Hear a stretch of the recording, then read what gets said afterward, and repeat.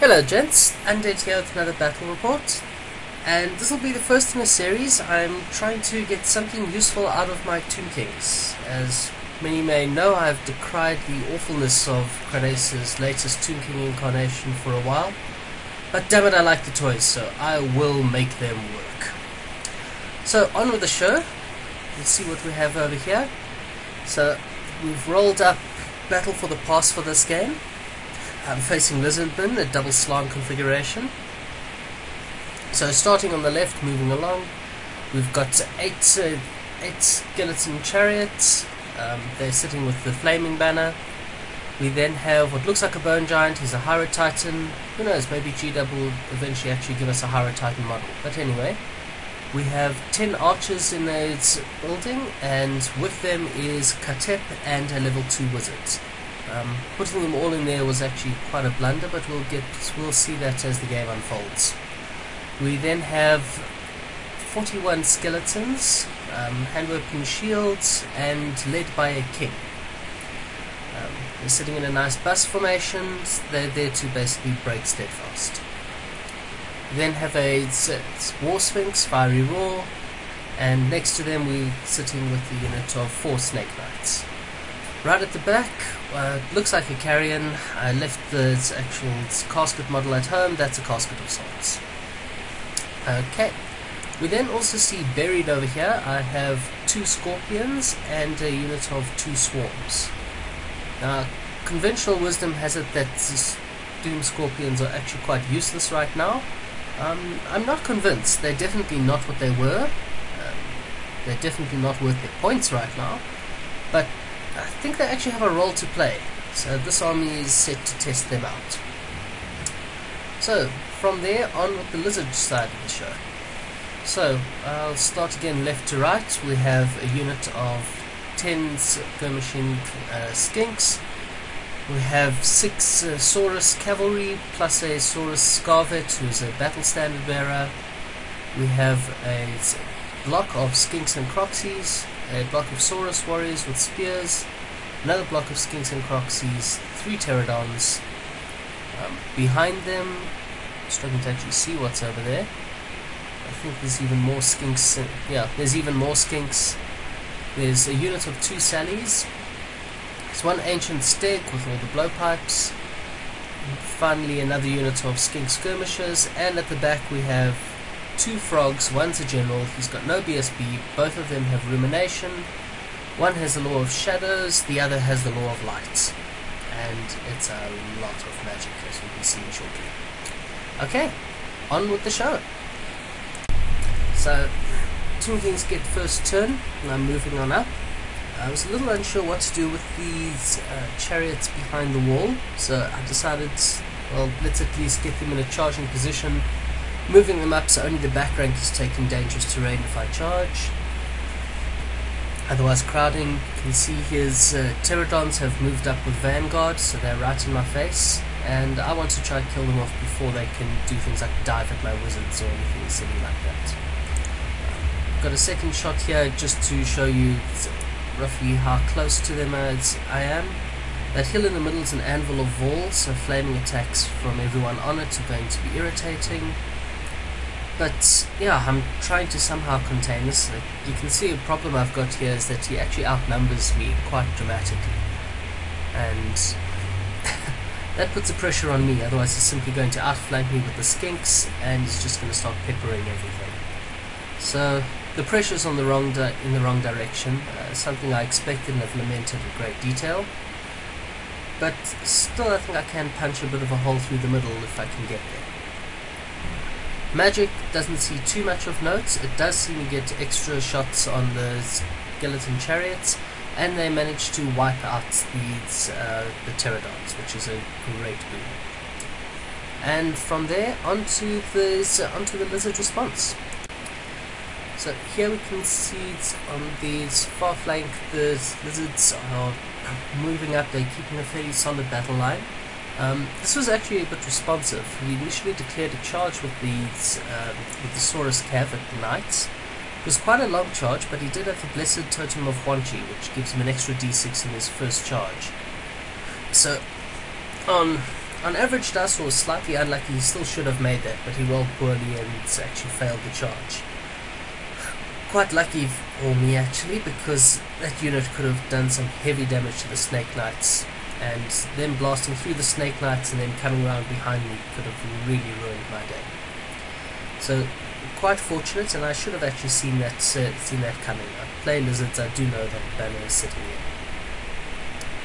For the rest, he's simply keeping a solid battle line, and he's throwing a little bit of magic around. If we look at the other flank, here he's been quite sneaky. So he's using the 2 units of Skinks to prevent me doing a direct charge on his Stegodon. And yeah, he's just advancing up and being aggravating.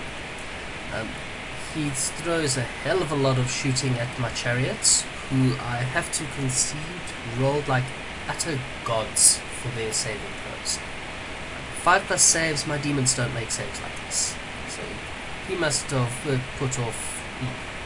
He must have done about 15 odd wounds, and with my 5+ saves, I only lost a single chariot. I really rolled very well for those. Just on a side note, the giant blowpokes from that ancient steg are horrific. The amount of shooting they were pumping out this entire game was something insane to behold. Anyway, so that's where they're sitting. Magic, he doesn't get off too much, but he does get 2 irresistible forces through. Between the 2 miscasts, he put 1 wound on each frog. But the real pain of it all was he managed to get Net of Attaempts on my unit of archers with the 2 wizards in. And remember I said earlier that was a serious blunder, putting them both in 1 unit when he's got the 2 wizards. So between Banishment and Net of Attaempts, he can do a stupid amount of damage to what's really a very fragile unit. Now that net cripples me, because I'm sitting with 2 strength 3 wizards who really need to use their stuff. I mean, I've put about 800 points of everything into magic here, and to have them crippled by that net, it's harsh. It's very harsh. So anyway, on with the show, and let's see how I respond to this. Okay, so the pictures here actually show the results of a lot of this after combat. But what's happened is 1 unit of swarms and the Scorpion has arrived. The Scorpion has kindly scattered in the right place. The swarms have scattered all the way behind his lines, which is not where I want them. But at least I can turn them to keep the frogs a little more honest and threaten some flanks and rears. The Scorpion I was able to place in the way of a supporting charge of the Saurus to keep them out of these Knights. So the Knights got to charge these Saurus cav, and I need to blunt that unit. Then on the other side, we see I've charged these, the chariots first into the Skinks who fled, and then I've redirected into his Stegodon. I don't expect to kill it because the general is a bit too close, but at least damage it and hold it up for a bit, which is something that I need to do. I need to contain this flank. I know I'm going to lose it, and I need to at least hold it up for a little bit. So that's where we're sitting in terms of charges. In terms of the actual result of the charges, the Knights performed fantastically. Unfortunately, they ended up in combat with the Skink and Croxies as well, but they managed to wipe out the entire unit of cavalry. Once again, he couldn't roll a save to save his life, literally. All that was left was his Saurus Scarvet, who did manage to put a couple wounds on the Knights, but yeah, they've already paid for themselves. They've wiped out that unit. Who knows, if I get lucky, I'll do a fair amount of damage to the Skinks and the Scarvet while I'm at it. But they've done very well. I managed to put 2 wounds on the Stegodon, but he survives. Magic! Ugh. The Net of Attaempts, I decided I needed to try do something. 2 failed toughness tests, and the entire unit of archers is dead. And of course my magic is useless. 11 points I rolled an 11 for power dice, and they were all wasted. I say all wasted. I did manage to cast the Light of Death, but targeting lizards in the light of death as usual is useless, and bouncing to 3 units I don't kill a single blue scaled critter. I'm used to this by now. I know not to expect much from the casket. So anyway, that's my turn. I'm encroaching on him, and obviously I'm pushing forward with these block of skeleton warriors and the Sphinx, and they're nicely protected by a scorpion that has jumped out in the middle of nowhere. So I'm actually really impressed with that little notion. I think these buried guys have a lot of potential. Okay, let's see what he thought of all of this. So for his turn, you can actually see he's been quite sneaky. He's taken that small unit of skink skirmishers and charged them into the Hyra Titan, and with that he's exposed these units of skinks and croxies to allow them to charge the flank of my chariots. This should dramatically shorten their life expectancy, and yes, well played, quite honestly. We can also see there's a fortune of cards lying around here, and those cards are because he rolled an 11 for his power dice.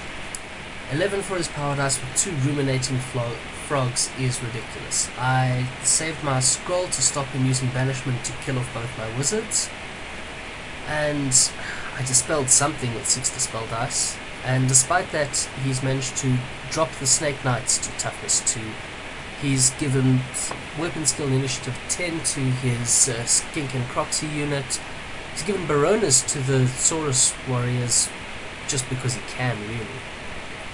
And yeah, this is a horrible development. So, moving swiftly along, we can see that the chariots, despite everything up against them, are actually still alive. Not for long at all, but they're sitting there and they're taking it. This unit really is one massive speed bump. And one hell of a hammer if necessary as well, so I'm quite impressed with them. The Hyra Titan managed to kill 1 on his own, and then Thunderstomp killed another 1 skink, so he wasn't particularly interested. The skinks held because they're Saurus, or skinks, they're lizards, they're cold-blooded, they hold. Over here, the knights are still alive, surprisingly enough. Not for long, but they do manage, before they die, to killing blow that final Saurus Scarvet. So I'm actually really impressed with them. They stick around, they're in deep trouble, but hey, kudos to them. They've now managed to wipe out that entire unit, including the BSB. I am so impressed with these knights. I need more of them. 4 just doesn't seem enough for everything they do. And then over here we can see just what it looks like.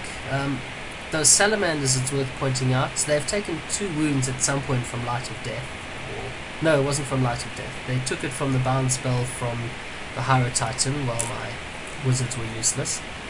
But they've managed to throw 2 fantastically bouncing flame templates at my skeletons and wipe out almost half the unit. Yeah, that was a little bit of ouch.